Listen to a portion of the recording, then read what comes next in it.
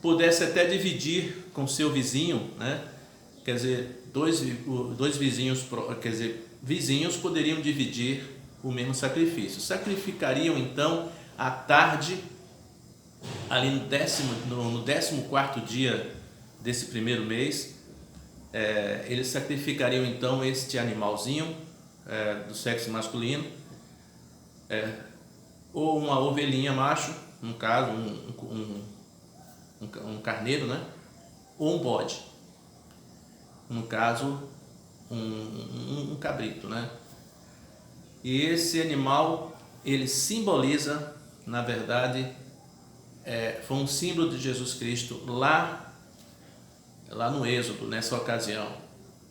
Nós podemos ver isso no capítulo 12, no versículo 3, onde naquele capítulo 12 o Senhor explica a Moisés de que forma as famílias procederiam. Então, esse cordeiro teria que ser assado, não poderia ser cozido e nem poderia ser comido cru. O animal seria sacrificado no 14º dia, separado no 10º dia. E no 14º dia, ele seria sacrificado. As famílias comeriam a carne desse cordeiro, poderiam dividir com o seu vizinho próximo, certo? E Deus até abriu um precedente. Ele disse que as famílias mais humildes, que não pudessem imolar um cordeiro, quer dizer, um carneirinho, né? Um carneirinho, ou um cabritinho, que usassem uma pombinha.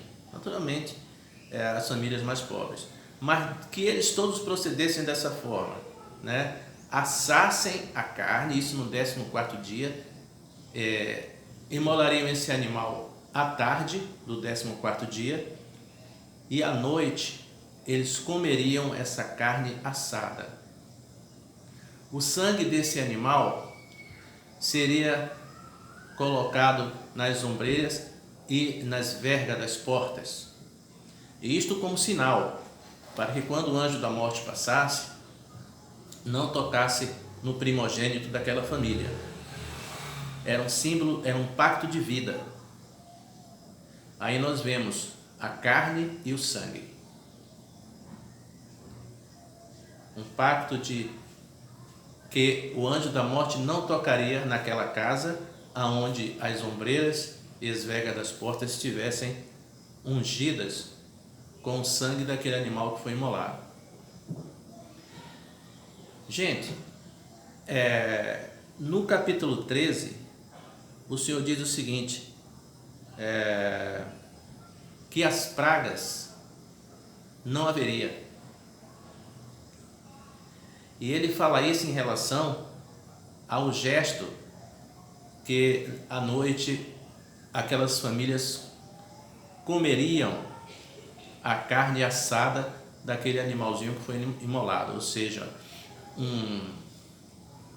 uma ovelhinha macho ou um cabrito, né, que as famílias poderiam até repartir com seus vizinhos. Todas as famílias da nação de Israel foram orientadas quanto a isso. Foi na ocasião em que o anjo da morte viria sobre a nação do Egito, e tanto das famílias quanto até dos animais, o primogênito seria morto, o primogênito seria levado, né? Isso aconteceu inclusive com o filho de Faraó. Enfim, era uma praga que viria sobre o Egito.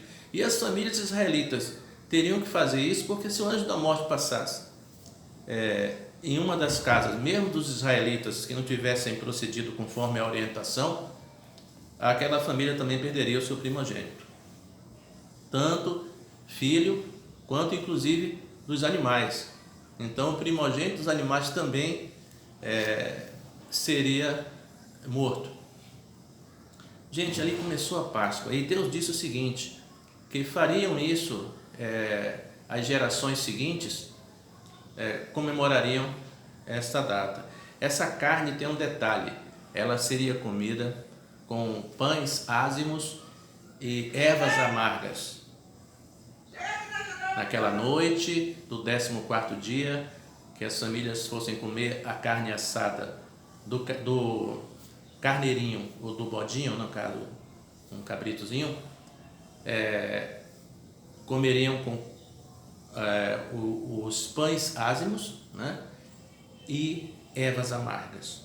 E comeriam com pressa, porque significa o seguinte: uma vez um pastor pregando falando sobre esse tema, ele disse que Deus disse para que eles comessem com pressa, porque quem está de mudança tem pressa. E ali significava já a prévia de uma grande mudança de toda uma nação que iria voltar para a terra prometida. Pães ázimos, então, passaram a ser anualmente uma comemoração do povo de Israel, em comemoração justamente ao Êxodo, aquela passagem em que o anjo da morte não tocou nos primogênitos das famílias israelitas. Os pães ázimos foi então, isso tudo na ocasião da Páscoa, tem tudo a ver com a Páscoa. Quando aproximou-se a Páscoa e os discípulos, juntamente com Jesus, iam comemorar a Páscoa, Jesus então mandou inclusive que os discípulos procurassem uma casa onde seguissem um homem, né, que ele entraria em uma casa. E isso está lá em Lucas 22, no versículo 7. Então, aquele homem seria seguido, os discípulos seguiriam ele entraria numa casa. E nesta casa, os discípulos iriam conversar com o chefe da casa, no caso, o chefe de família daquela casa, e diriam o seguinte: que o mestre iria celebrar, junto com seus discípulos, a Páscoa naquela casa. Então aquele homem mostrou para eles um cenáculo, uma sala mobiliada, aonde foi o local que foi celebrada a Santa Ceia. O corpo de Cristo, que foi simbolizado pelo pão, né? Então é a Páscoa segundo o Novo Testamento. Ele repartiu e disse: esse é o meu corpo, que é repartido entre vós. Aí nós, voltando lá para o livro de Isaías 53, do versículo 4 ao versículo 7, aonde o significado do corpo de Cristo é diretamente ligado a uma questão de cura, de restauração, aonde diz que ele levou sobre si as nossas dores e as nossas enfermidades, levou sobre o seu corpo, o mesmo corpo que foi simbolizado pelo pão e partido ali entre os discípulos. Da mesma forma, como é o objetivo também, em que é feito em todas as igrejas, os pedacinhos de pão simbolizam o corpo de Cristo. E quando nós nos alimentamos dessa carne, que simboliza o corpo de Cristo, que lá no Êxodo foi aquela carne daquele cabritinho ou daquele carneirinho assado, né? E Deus fez em Êxodo, Deus fez uma colocação que não poderia aquela carne ser ingerida crua e nem cozida em água, cozinhada. Teria que ser assada, comida juntamente com pães ázimos e ervas amargas, e comido depressa, porque caracteriza que quem está de mudança come com pressa, porque tem trabalho a fazer, está arrumando as coisas, está de partida. Tem esse detalhe que faz parte do cerimonial, né? Então, a Santa Ceia, uma vez eu estava junto com irmãos, E o irmão, conversando sobre a Santa Ceia, disse: olha, a Santa Ceia é uma coisa muito gostosa e nós temos que degustar. Ele não estava falando de encher a barriga, não, né? O apóstolo São Paulo, inclusive, fez uma advertência lá em Coríntios, né? Que a indignidade, gente, que diz respeito a não participar da Santa Ceia indignamente, é você não saber que o corpo de Cristo, ele foi repartido para garantir a nossa saúde física e a prosperidade também dos nossos bens materiais. Você acredita que o povo de Israel, ele não foi sujeito a pragas? Primeiro, que eles se livraram do anjo da morte, mas na peregrinação no deserto, durante 10 anos, não houve doentes. E os bens materiais se preservavam de uma maneira incrível. As roupas não perdiam a cor, ou seja, não desbotavam. As sandálias não se desgastavam nem quebravam.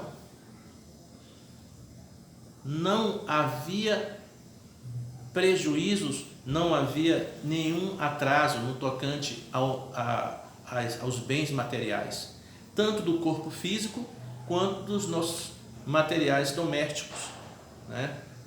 As nossas indumentárias, né? Os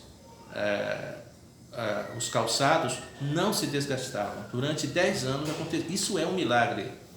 E tudo isso por causa daquele cerimonial, a parte em que eles comeram a carne assada no 14º dia, na parte da noite, em que as famílias comiam essa carne assada, com pães ázimos e ervas amargas. Depois eles passaram a comemorar essa data, que é uma data feliz, uma data de libertação, uma data de livramento, inclusive. Eles comemoraram, e é claro que durante os anos e anos, a comemoração foi, e séculos, a comemoração passou a ser um ato religioso, perdeu a sua essência. Jesus Cristo, na ocasião, ali, eu estou falando sobre o livro de Lucas, eu estou pegando a passagem da Santa Ceia, da Páscoa, que está referente aqui no livro de Lucas, capítulo 22, começando ali do versículo 7, né? Mas também tem uma parte muito importante no versículo 11 e no versículo 12 também, quando fala do cenáculo, o local onde Jesus comemoraria. No versículo 17 fala sobre o cálice do Novo Testamento. Lá no passado, no Êxodo, Moisés foi orientado por Deus a dizer ao povo que pegasse o sangue daquele animal que tinha sido imolado e colocasse nas ombreiras e nas portas e nas vergas da porta de cada casa, de cada família que tivesse procedido conforme a orientação. E ele disse: eu passarei por cima, certo? Na verdade, é o anjo da morte. Ele é encarregado de fazer isso. Em qualquer situação onde houver morte, o anjo da morte ele está participando. Mas como foi um decreto de Deus, como foi plano de Deus, ele assume a condição e fala: eu passarei por cima, não ferirei. E o anjo da morte ele estava em serviço de Deus.